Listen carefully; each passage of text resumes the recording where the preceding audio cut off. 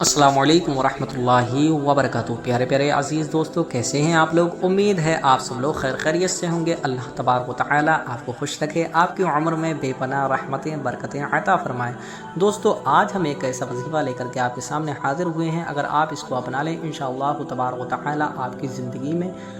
4 چاند لگ جائیں۔ دوستو، آپ کو کرنا کیا ہوگا؟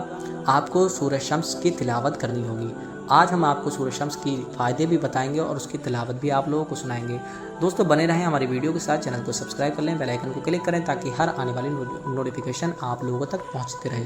دوستو، جیسا کہ آپ لوگ جانتے ہیں کہ اللہ تبارک و تعالی نے اپنے قرآن مجید میں ہر پریشانی کا حل رکھا ہے۔ اگر آپ کسی بیماری میں مبتلا ہیں یا کوئی پریشانی یا دقت میں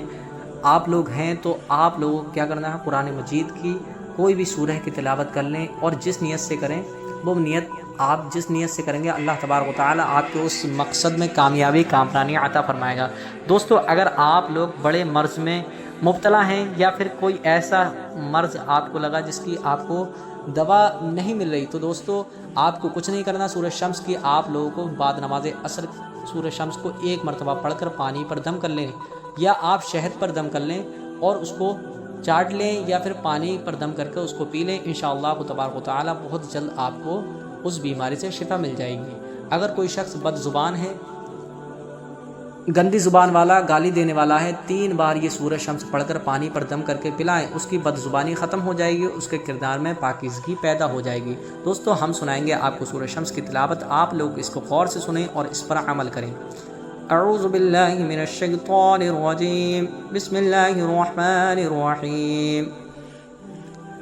والشمس وضحاها والقمر إذا تلاها والنهار إذا جلاها والليل إذا يغشاها والسماء وما بناها والأرض وما طحاها ونفس وما سواها فألهمها فجورها وتقواها قد أفلح من زكاها وقد خاب من دساها كذبت ثمود بتقواها إذ انبعث أشقاها فقال لهم رسول الله ناقة الله وسقياها فكذبوه فعقروها فدمدم عليهم ربهم بذنبهم فسواها ولا يخاف عقباها والشمس وضحاها والقمر إذا تلاها، سورج اور اس کی روشنی کی قسم اور چاند کی جب اس کے پیچھے آئیں۔ والشمس وضحاها، سورج اور اس کی روشنی کی قسم، یعنی سورج کی قسم جب کہ اس کی روشنی ظاہر ہو۔ اس صورت میں اللہ تعالیٰ نے اپنی قدرت کی عظمت اور معبود ہونے میں اپنی وحدانیت کا اظہار کرنے کے لیے متعدد چیزوں کی قسم ارشاد فرمائی، اور یہ چیزیں ایسی ہیں کہ ان کے ساتھ مخلوق کے عظیم منافع وابستہ ہیں، اور ان میں غور و فکر کر کے ہر انسان اللہ تعالیٰ کی قدرت اور اس کی وحدانیت کے بارے میں جان سکتا ہے۔ والقمر اذا تلاها، اور چاند کی جب وہ اس کے پیچھے آئے، یعنی چاند کی قسم جب وہ سورج غروب ہونے کے بعد نکل آئے۔ والنہار اذا جلاها واللیل اذا یغشاها، اور دن کی جب اسے چمکائے اور رات کی جب اسے چھپائے۔ والنہار اذا جلاها، ایک معنی یہ ہے کہ دن کی قسم جب وہ سورج کو خوب واضح کر دیں، کیونکہ دن سورج کے نور کا نام ہے، تو جتنا دن زیادہ روشن ہوگا اتنا ہی سورج کا ظہور زیادہ ہوگا، کیونکہ اثر کی قوت اور اس کا کمال اثر کرنے والے کی قوت اور کمال پر دلالت کرتا ہے، لہذا دن سورج کو ظاہر کر دیتا ہے۔ دوسرا معنی یہ ہے کہ دن کی قسم جب وہ دن دنیا کو یا زمین کو روشن کر دے، یا رات کو تاریکی کو دور کر دے۔ واللیل اذا یغشاها، اور رات کی جب وہ سورج کو چھپا دیں۔ اس آیت کا ایک معنی یہ ہے کہ رات کی قسم جب وہ سورج کو چھپا دیں اور آسمان کے کنارے ظلمت و تاریکی سے بھر جائے۔ دوسرا معنی یہ ہے کہ رات کی قسم کہ جب رات دنیا کو چھپائے۔ یہاں تک کہ جو 4 چیزیں بیان ہوئی ہیں یہ سب در حقیقت سورج کے 4 اوصاف ہیں، کیونکہ سورج کے وجود سے ہی دن ہوتا ہے اور روشنی خوب واضح ہو جاتی ہے، اور سورج کے غروب ہونے سے ہی رات ہوتی ہے، اور اس کے بعد چاند نکل آتا ہے۔ اور جو شخص سورج میں تھوڑا سا بھی غور کرے گا اور دل کی آنکھ سے اس کی بناوٹ اور تخلیق وغیرہ کا مشاہدہ کرے گا تو وہ اس کے خالق کی عظمت کو جان لے گا، خالق کی عظمت کو جان لے گا۔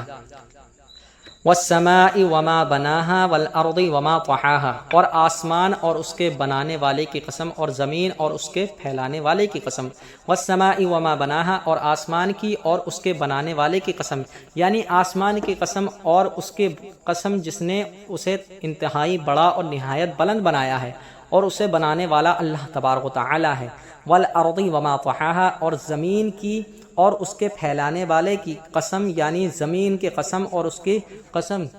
اور اس کی قسم جس نے اسے پانی پر پھیلایا تاکہ زمین پر موجود جانداروں کے لیے اس پر زندگی گزارنا ممکن ہو، اس پر زندگی گزارنا ممکن ہو۔ وَنَفْسٍ وَمَا سَوَّاهَا فَأَلْهَمَهَا فُجُورَهَا وَتَقْوَاهَا، اور جان کی اور اس کی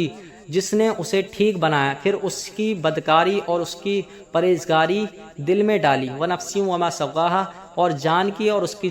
اس کی جس نے اسے ٹھیک بنایا۔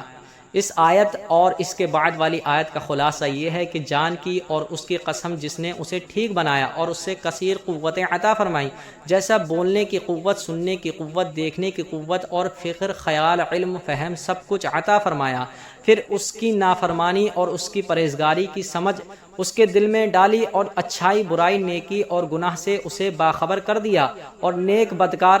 کے بارے میں بتا دیا۔ نبی اکرم صلی اللہ تعالی علیہ وسلم کی ایک دعا حضرت عبداللہ بن عباس رضی اللہ تعالی عنہما سے مروی ہے کہ جب رسول کریم صلی اللہ تعالی علیہ وسلم تلاوت کرتے ہوئے ان آیات وَنَفْسٍ وَمَا سَوَّاهَا فَأَلْهَمَهَا فُجُورَهَا وَتَقْوَاهَا پر پہنچتے تو رک جاتے، پھر فرماتے اللہم آتی نفسی تقواها وزکیها انت خیر من زکاها انت ولیها ومولاها، یعنی اے اللہ میرے نفس کو تقوی عطا فرما، اس کو پاکیزہ کر تو سب سے بہتر پاک کرنے والا ہے، تو ہے۔ وَنَفْسٍ وَمَا سَوَّاهَا فَأَلْهَمَهَا فُجُورَهَا وَتَقْوَاهَا قَدْ أَفْلَحَ مَنْ زَكَّاهَا وَقَدْ خَابَ مَنْ دَسَّاهَا، بے شک مراد کو پہنچا جس نے اسے ستھرا کیا، اور نامراد ہوا جس نے اسے مصیعت میں چھپایا۔ قد افلح من زکاها، بے شک جس نے نفس کو پاک کر لیا وہ کامیاب ہو گیا۔ اللہ تعالی نے اس سے پہلی آیات میں چند چیزوں کی قسمیں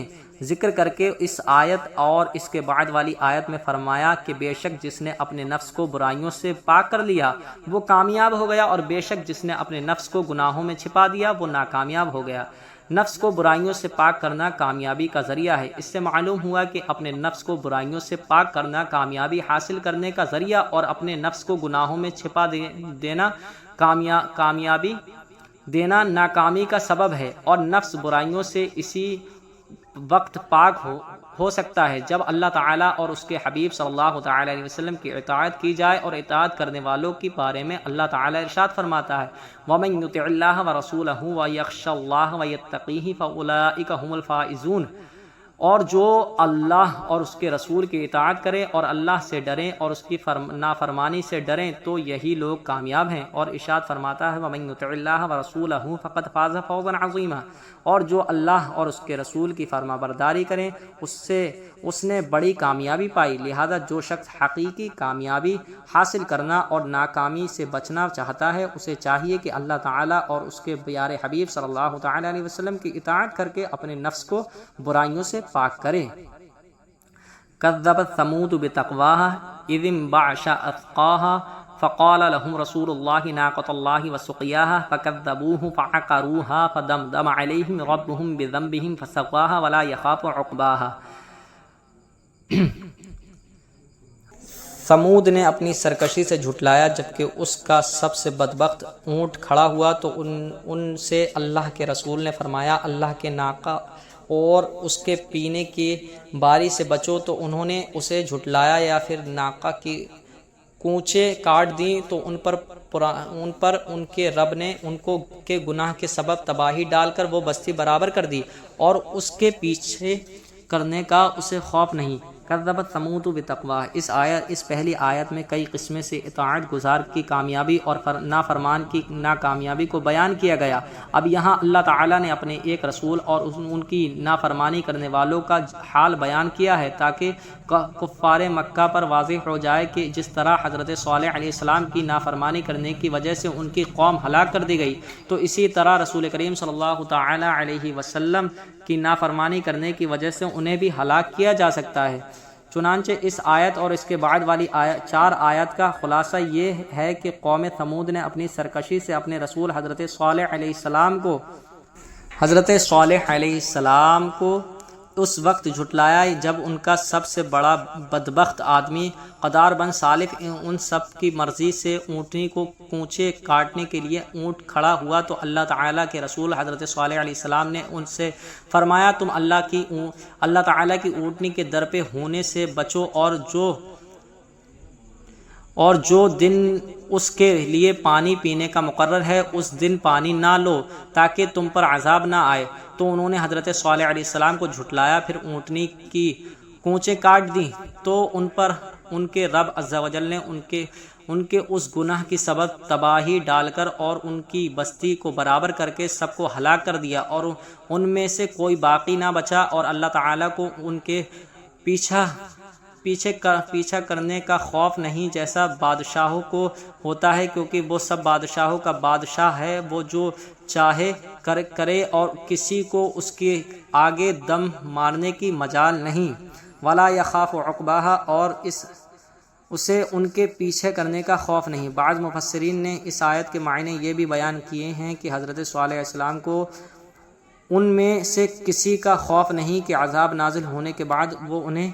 ایذا پہنچا سکیں۔